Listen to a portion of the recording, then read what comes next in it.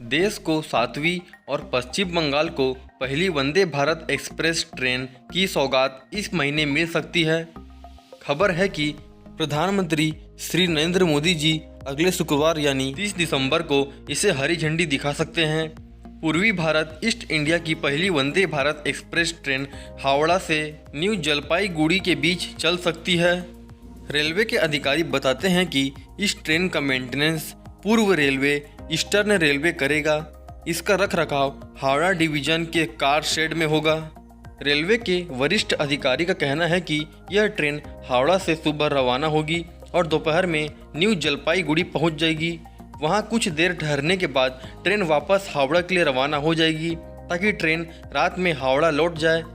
हावड़ा और न्यू जलपाईगुड़ी के बीच पैसेंजर की काफ़ी आवाजाही है, इसलिए इस रूट पर कई सुपरफास्ट और एक्सप्रेस ट्रेनें चलती हैं। इस रूट पर पहले से ही एक शताब्दी एक्सप्रेस भी चल रही है।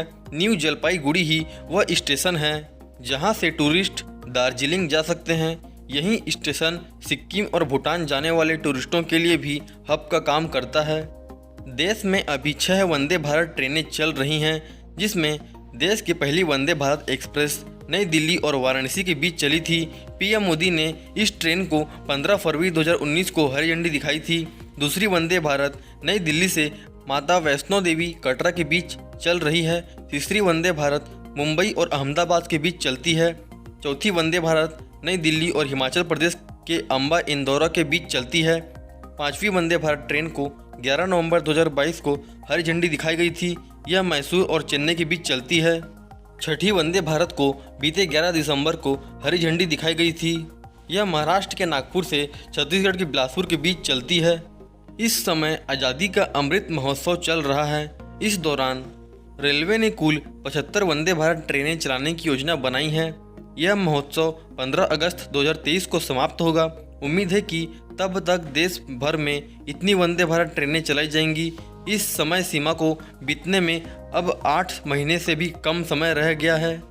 चालू वित्त वर्ष के लिए वंदे भारत प्रोडक्शन प्रोग्राम में कम से कम 35 वंदे भारत रेक को मंजूरी दी गई है, जबकि अगले वित्त वर्ष 2023-24 के लिए 67 रेक को मंजूरी दी गई है।